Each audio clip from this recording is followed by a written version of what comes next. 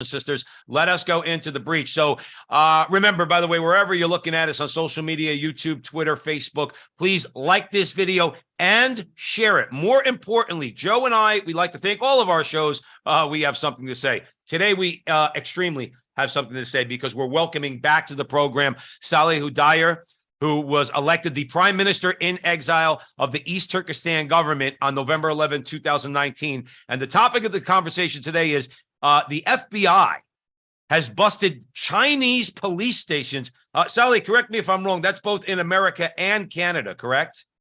Yes, this is here in the United States.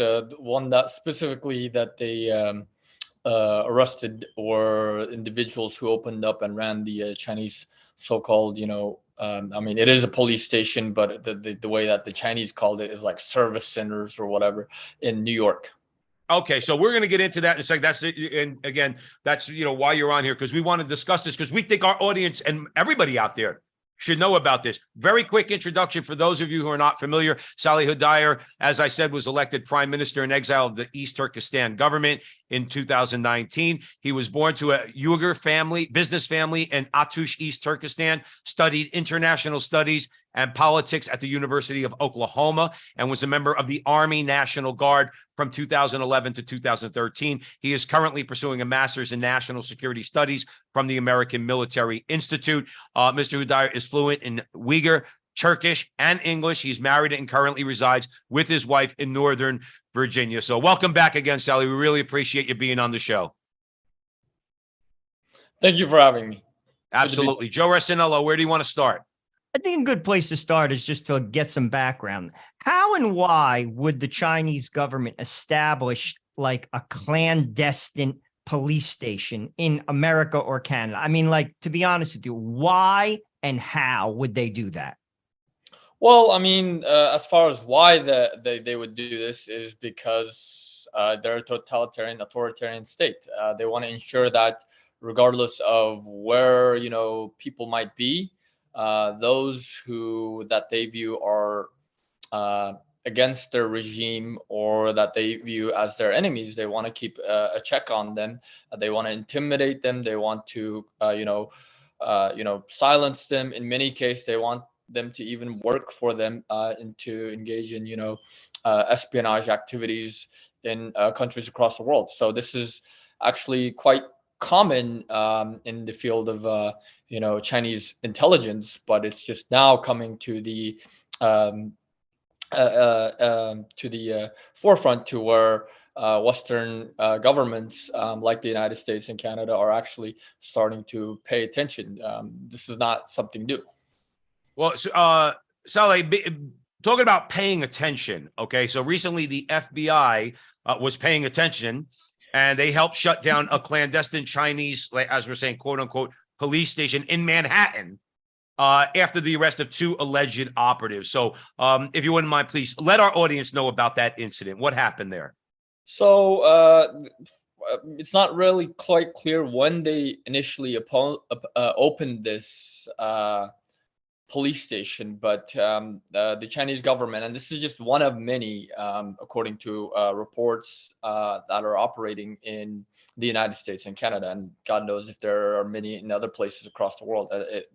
I would think that there are other places, other such facilities in other parts of the world. It took a while for the U.S. government, for the FBI to, investigate and realize that, this was indeed a Chinese intelligence station. That's what it really is. It's not a police station. It was being run by United Workfront operatives in touch with Chinese Ministry of State Security, or MSS agents, which is China's version of like the FBI and CIA combined. They don't have their intelligence agency is all just one, essentially. And these individuals, what they were doing was they were, bringing in people to this police station, to this intelligence site in New York, and essentially interrogating them, harassing them, having the local police in China reach out and make them speak with their relatives on camera, saying, oh, if you do this, or you need to stop doing whatever activities, or we want you to get this information or that information, or in many cases saying, oh, we want you to come back if you want your relative to be free and not be harmed. You need to come back and atone for whatever your crimes that they suspect or allege of committing. So this is the type of work that these so-called service centers, what are essentially, I wouldn't even call it police stations, and more reality is just intelligence sites. That's what they are, intelligence points in other countries. Luckily, the FBI has obviously, arrested these individuals. They're still looking into other locations, which is a good thing, but it's also, coming out very late. This is something that China has been doing for years, if not decades. It sounds eerily familiar. Let me ask you this. If you're just joining us here at the front line with Joe and Joe, we're being joined by Sahih Hudayar, who is the prime minister of the East Turkestan government in exile. Sahih, let me ask you, we're familiar with the Cold War. Obviously, we know that under Stalin, he had American operatives. Okay. He called them useful idiots. In this case, are there American useful idiots that are doing the work of the Chinese government that you know of? I mean, I can't pinpoint specifically to one or two individuals, but I'm pretty sure there are many. There are many cases of this. I mean, the fact that the Chinese government, Chinese intelligence has been able to, quite influence American politicians, influence all, infiltrate and influence all parts of American society, shows that there are, useful idiots. If not, why would this be happening? For example, many of our companies, American companies, are kowtowing to China. These companies also have a role in shaping American foreign policy and domestic policy, and because of their business connections, because of elite capture by the Chinese government, they are putting or influencing politicians either directly or indirectly to implement policies that are much weaker or softer on China, and that doesn't really hurt China's so-called core interests. And we see this happening even in my own case. For example, this is something that I personally experienced. To date, we don't know what really happened. I was falsely, accused of so-called threats by a suspected Chinese intelligence operative, and then it took the FBI, for whatever reason. Well, it was a secret service, but they handed me over to the FBI.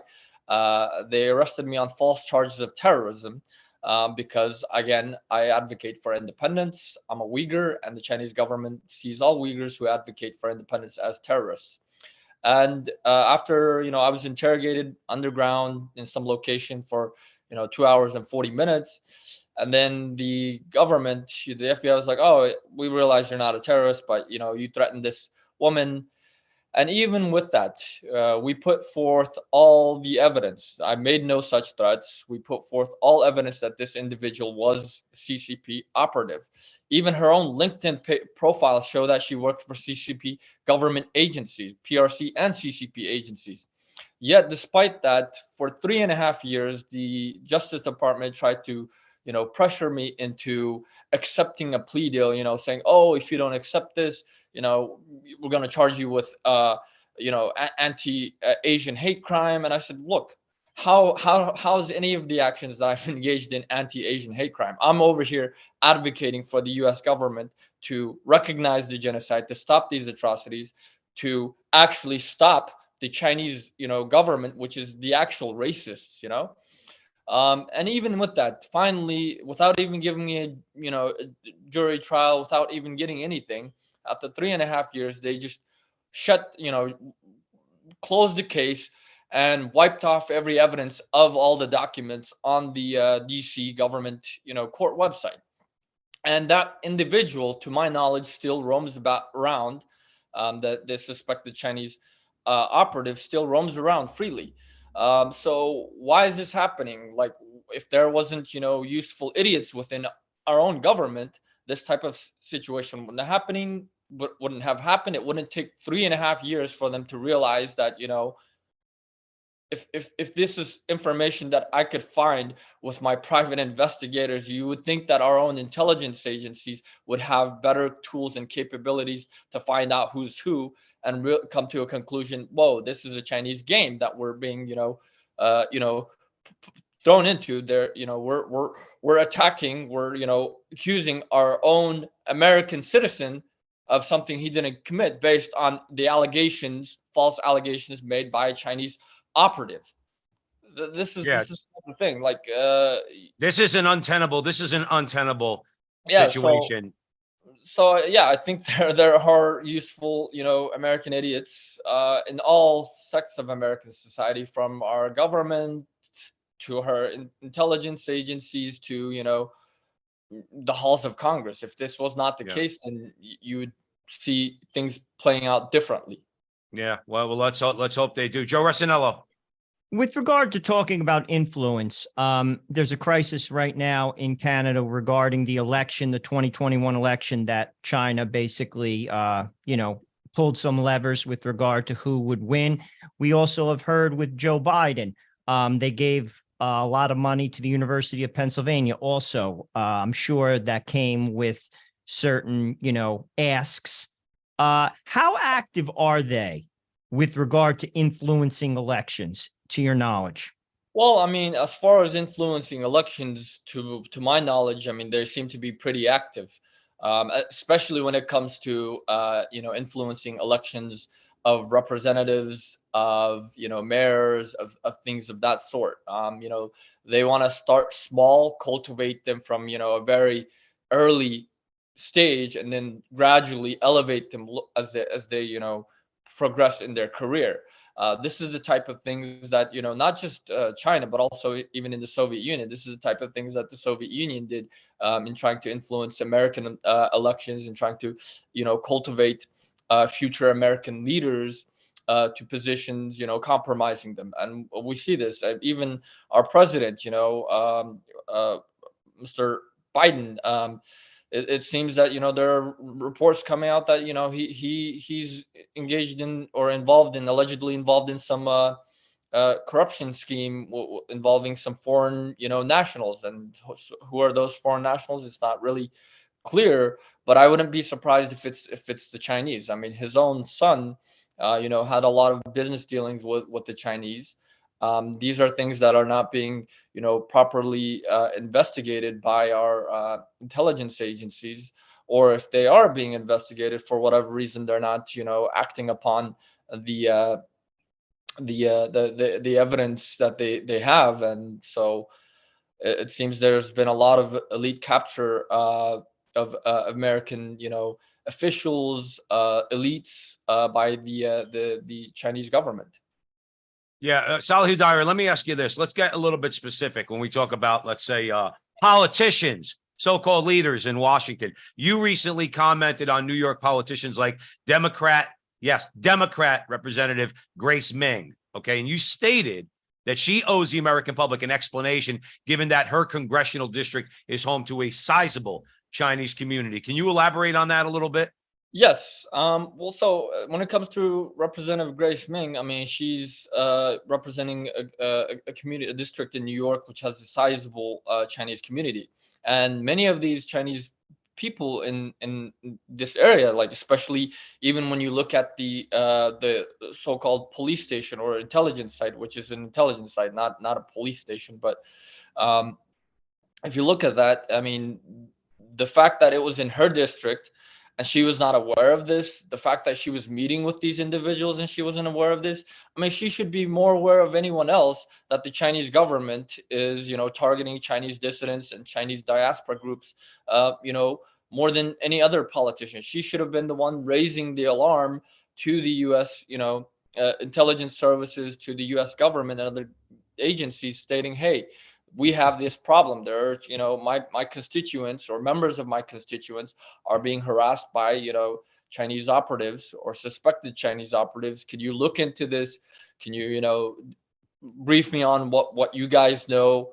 what can we do to stop this? Instead of doing that, you don't see that happening. Instead, she's like, oh, I didn't know. It wasn't until after the arrest that she was like, well, even after the arrest, she's like, well, I didn't know. Well, it's your duty as the representative of that district to know what's going inside in that district, what's happening to your constituents. Many of the people of that district stated, they are being harassed and intimidated and coerced by Chinese operatives. That's it. When I hear stuff like that, I get disgusted, because then, someone who claims to represent, like, they'll call us racist for, like you mentioned, Sahih Hudayar, they'll call us racist because we're pointing out these actions of the Chinese government. She's selling it. What you just said to Joe and I, she's selling out her own people that she represents by letting them be subjected to this, to this inquisition by or threats and coercion by the Chinese government. I mean, would you think of it that way, that she's selling them out? I mean, it seems that, I don't want to be too harsh, but it seems that she's, not fulfilling her, responsibilities as an elected U.S. government official. Her loyalty is to the U.S., American people. Her loyalty is to her constituents, not, the Chinese government, not some Chinese, intelligence front network that is, giving her a little title or plaque of participation, or giving her donations for her, campaign or whatever. Sally, I will tell you this: you're much more charitable than I am towards Representative Grace Meng. But Joe Resinello. Recently in the news, we saw those spy balloons going across North America. We saw them in Canada. We saw them in the U.S. What are those countries, respectively, particularly the U.S. and Canada, doing to be proactive to stop such? I mean, that was just so in your face. I mean, it was shocking. To be honest with you, it was also shocking the lack of response, how long it took to finally take these down. Your comments on that?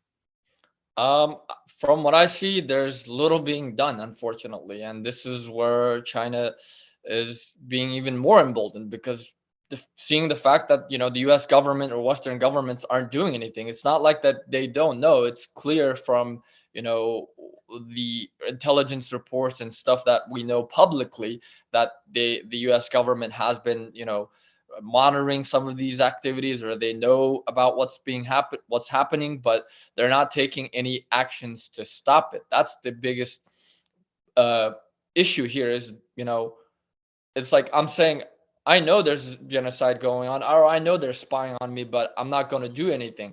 I mean, if it was happening in some other country, okay, that's fine. But this is a violation of America's sovereignty and territorial integrity.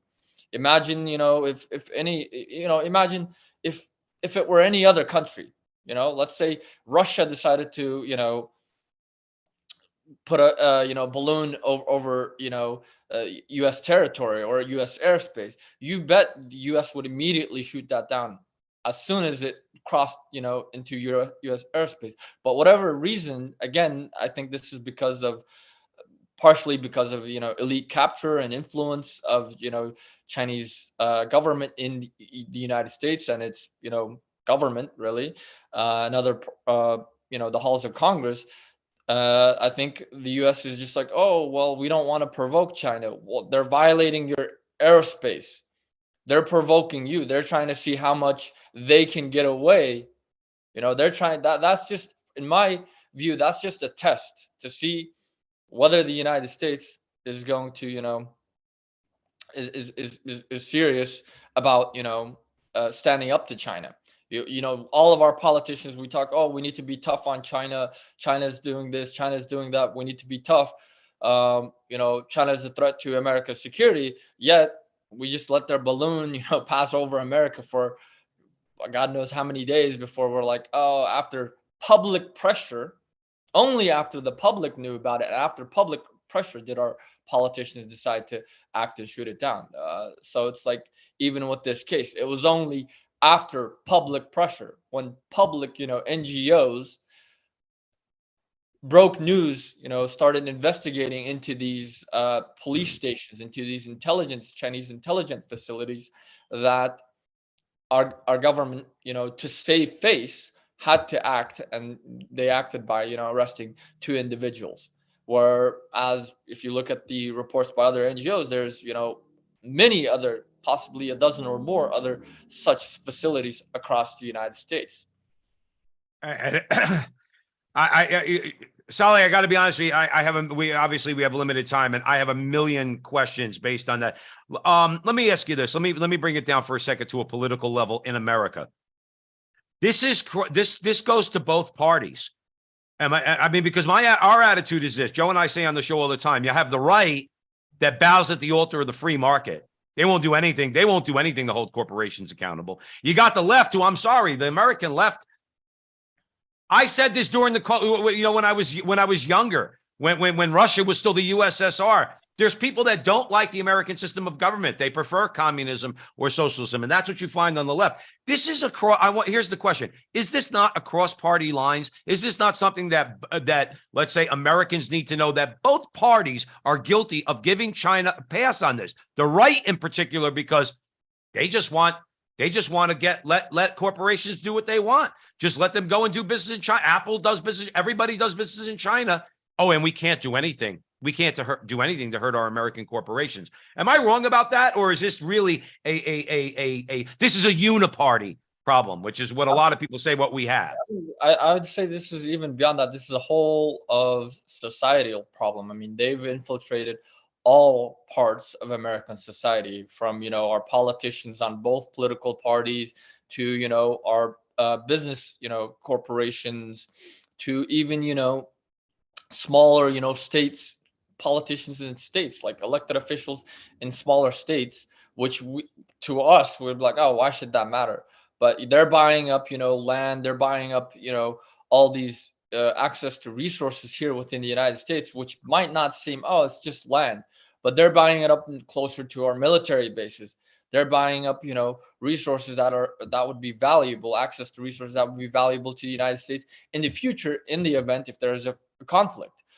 These are all, subtle moves that China is taking, and our politicians on both sides, they're like, oh yeah, we agree that, China's a threat, but they're not doing anything besides talking. That's the problem. We need our companies like Apple and others to, pull out of China, because one, China is engaging in an ongoing genocide. It's facilitate, most of the products that we consume from China are tainted with forced or slave labor in most cases. And by buying by buying Chinese products, what we are doing is, one, essentially, we're tacitly supporting genocide. We're tacitly endorsing the, slave and forced labor of innocent people. More importantly, we're, empowering the Chinese government, the Chinese nation. Every dollar that we spend, a part of that, even if it's 1%, is going to the Chinese government for them to, spend on their influence operations, to spend on their military buildup, all of these things, which are aimed. China doesn't shy away from calling the United States an enemy. Unlike our politicians, we're like, oh, we shouldn't call the U.S. We shouldn't call China an enemy.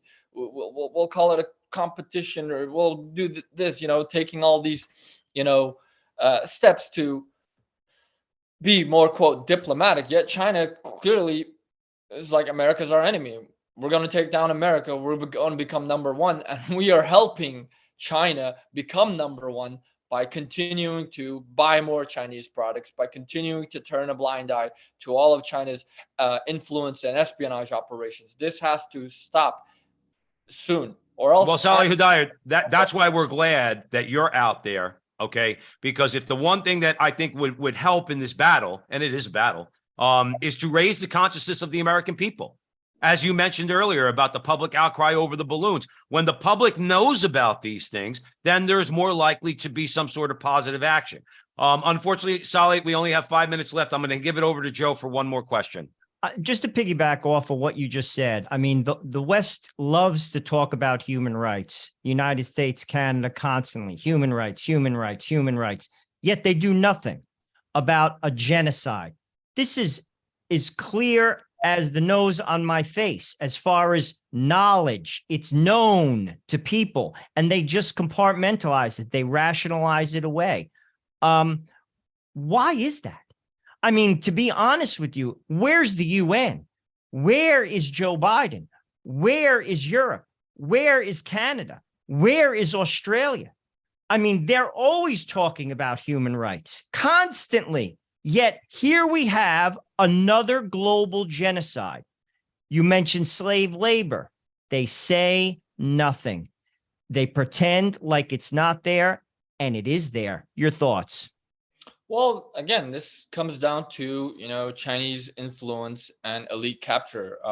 Since, China, or since the West opened up to China, is the real term. It's not China opened up to the West. It's the West who opened up to China. We allowed the Chinese to essentially infiltrate and influence all parts of global society, including the UN. About a decade ago, the US was like the #1 contributor to the UN. Now it's China. Now China, dictates and calls the shots in terms of, the UN. That's why the UN is silent to this genocide. Whereas if it was happening in any of the other places, the UN would be the first to call it out.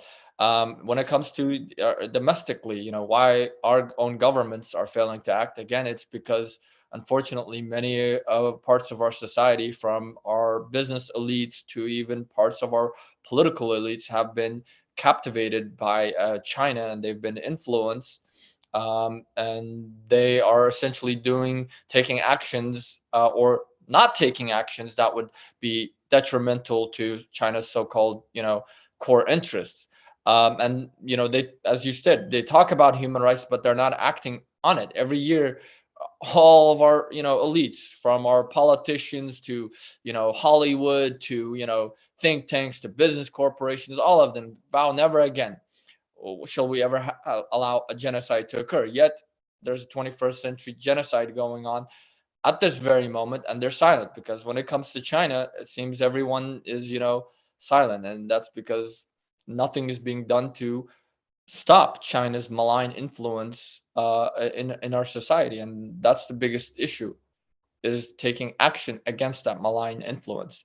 The sooner we do it, the better, the more free we will be as American society, the more secure we will be in the future. If we continue to allow this to happen, then China will ultimately, succeed in its grand strategy, and the United States will be, replaced by China, in which the world will see, will become a more totalitarian, world order. Yeah, one of the emptiest statements that you hear out there is when you hear "never again." It means nothing, because it happens over and over and over. You know that, Sahih Hudayar, firsthand, and we've seen it in our lifetimes. Even just going back till that phrase was even invented. Okay, it's like, what about that group? What about that group? What about? It doesn't seem to matter. It's only whatever is politically expedient. Those are the only genocides that matter. Okay, and the ones that are not politically expedient or useful, then nobody cares. Just like you mentioned about the Uyghurs, Joe and I talk on the show about Christians across the world being persecuted every single day in Africa and killed. And it's like, that's why, like we said, Sally, we're so grateful that you came on the show, because we have to keep talking like this. We have to keep getting the message out to the American people. Sooner or later, even with the mainstream media and the hammerlack they have, okay, sooner or later, through social media and other means, we're going to get that message out there, because I think the American people are good people. I love my country. Okay. And the bottom line is, I think they're kept deliberately in the dark. They don't want to hear these conversations. Your politicians and your corporations don't want us to have these conversations about China and the atrocities that go on. Sahih Hudayar, let me ask you this. Let our audience know what they could do more to find out information on you, your situation, more on this topic, and anything you want our audience to know. Well, they can follow us on social media, on Twitter at @EtExileGov or at Sahih Hudayar. They can visit our website at east-turkestan.net. And the simplest thing to do is just Google Uyghur genocide or Google East Turkestan. Absolutely. And anybody watching this, please, on Twitter, on Facebook, on YouTube, wherever you see it, share. Just share this video wherever you see it. So as we said here at the front line with Joe and Joe, we could get the message out there as to exactly what's going on, both with China operations around the world, and specifically when you talk about quote unquote police stations in America and Canada. Sally, thanks as always. You know, you're always welcome on the show. Whatever you want to talk about, please just let us know. But thank you again, brother. Thank you for having me. Absolutely. And thank you all out there for joining us. Remember, our conversation with the Frontline with Joe and Joe is your conversation, and that conversation is going on every